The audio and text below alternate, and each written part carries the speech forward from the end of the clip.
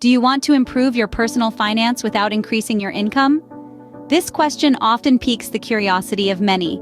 It's a common misconception that increasing your income is the only way to better your financial situation. But what if we told you it's not always about making more money, but rather about managing what you have effectively? Intriguing, isn't it? So if you're eager to learn how to navigate the world of personal finance and manage your money better without a pay rise, stay tuned. The first step to improving your personal finance is understanding your income and expenses. Sounds simple enough, right? But you'd be surprised at how many of us don't have a clear picture of our financial situation. We earn, we spend, and we often don't stop to truly analyze the dynamics of our cash flow. Let's start with income. It's not just your salary or wage. It encompasses any money you receive, be it from a part-time job, freelancing, passive income streams, or even gifts. It's crucial to track all these sources because it gives you a comprehensive view of your earning potential. Next, we have expenses. Now, this is where things get interesting. Expenses aren't just your bills and groceries. They include everything you spend money on, from that morning coffee to those impulsive online purchases. And yes, even that gym membership you've been meaning to cancel. Understanding your expenses requires categorization. It's not just about knowing how much you spend, but where it's spent. Categories could include housing, groceries, transportation, entertainment, and personal care. This helps you see where your money goes and identify potential areas of savings.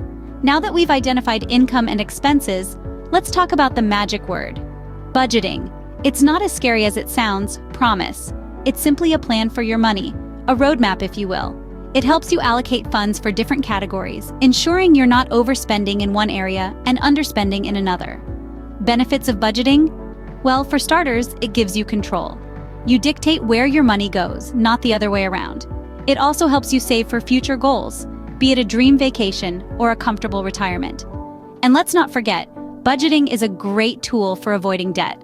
So take some time, sit down with your bank statements, and start tracking. You might be surprised at what you find. Knowing where your money comes from and where it goes is the first step towards better financial management. Saving is great, but investing your savings wisely is even better. Let's say you've mastered the art of squirreling away a portion of your income each month. That's fantastic. You're on the right track.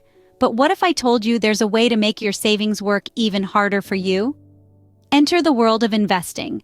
Investing might sound intimidating, especially if you're just starting out. But it doesn't have to be. In fact, one of the simplest and most effective ways to start is by harnessing the power of compound interest. Imagine you're planting a tree. Each dollar you invest is like a seed. Over time, those seeds grow into a sturdy tree, producing more seeds, or in this case, more dollars. That's compound interest. Your money making more money. But be warned, investments come with risk, and it's vital to understand this before venturing out. Think of it as a game of chess. Each move needs to be calculated and thought through. But don't fret, there are plenty of simple investment strategies that can help you navigate this game. First, diversify your investments. Don't put all your eggs in one basket. By spreading your investments across different types of assets, you can potentially lower your risk. Second, be consistent. Investing isn't about getting rich quick. It's about building wealth over time. So, make regular contributions to your investment and let the magic of compound interest do its work. Third, be patient. The market will have its ups and downs, but don't let this discourage you. History has shown that over the long term, the market tends to rise. Finally, educate yourself. The more you know, the better decisions you can make. There are plenty of resources out there to help you learn about investing, from books to online courses to financial advisors. Remember, it's not about how much you earn, but how much you keep and grow. Debt can be a major obstacle to financial freedom, and bad financial habits are often the root cause. It's like a sinkhole that grows larger the longer it's left unattended. But don't worry, there are strategies to help you reduce this burden. First, let's talk about reducing debt. It might seem daunting, but it's truly just a matter of strategy. Start by identifying all your debts and rank them in order of interest rates. This is a method known as the avalanche method. By paying off the debt with the highest interest rate first, you're effectively stopping the largest sinkhole from growing. But what if the highest interest debt is also the largest? In that case, you might find the snowball method more appealing. It involves paying off the smallest debts first, which can provide a psychological boost and motivate you to tackle the larger ones. Both methods have their merits, so it's up to you to decide which one suits your situation better. Now let's talk about high-interest debt. This is the kind of debt that grows rapidly, and it can seriously hinder your financial progress. High-interest debt often comes from credit cards or payday loans. If you have any such debts, it's of utmost importance to pay these off as quickly as possible. So how do we avoid falling into the debt trap in the first place? It all comes down to avoiding bad financial habits. These habits often involve unnecessary spending or living beyond your means. It's easy to fall into the trap of buy now, pay later, but it's a habit that can quickly lead to debt. Instead, try to cultivate good financial habits. This could involve making a budget and sticking to it, avoiding impulse purchases, or setting aside a small amount of money each month for savings. Remember, small changes can have a big impact over time. In summary, reducing debt involves identifying your debts and paying them off strategically. High-interest debt should be tackled as soon as possible, and bad financial habits should be replaced with good ones. Being mindful of your financial habits and actively working to reduce debt can significantly improve your financial situation. Planning for the future is a key component of effective personal finance management. It's like setting the GPS for your financial journey. Without a clear destination, we might end up driving in circles, wasting fuel and time, but with a well-defined plan, we can navigate towards our financial goals with confidence.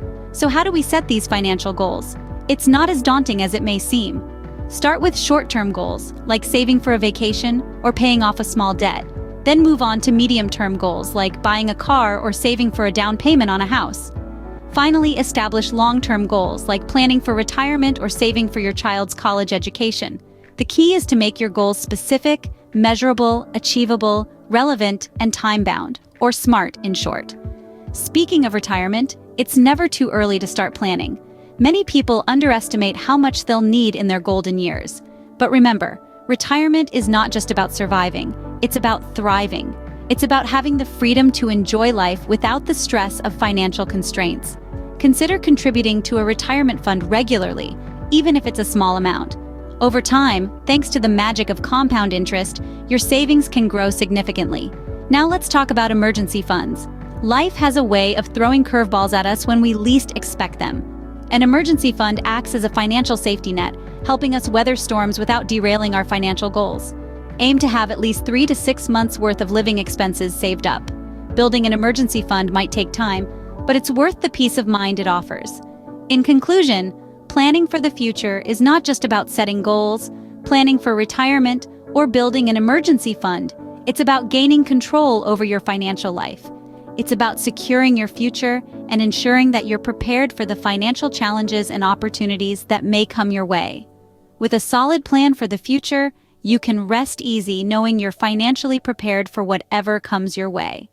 Let's summarize what we've discussed today. We began by emphasizing the importance of understanding your income and expenses. Remember, knowledge is power, and the more you know about where your money is coming from and where it's going, the better equipped you'll be to make informed decisions. Next, we delved into the concept of saving and investing wisely. We learned that it's not just about stashing away money in a savings account, but also about making that money work for you through smart investments. This might be through stocks, bonds, or even real estate. The key is to diversify and not put all your eggs in one basket. We also discussed the crucial importance of reducing your debt. Debt can be a significant drain on your resources, and by paying it down, you're freeing up more of your income for other purposes.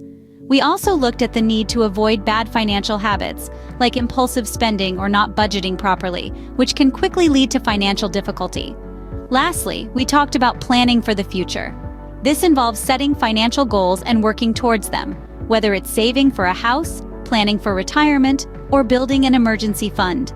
Remember, improving your personal finance doesn't require a higher income, just a smarter approach to managing your money. Start today, and you'll be on your way to financial freedom.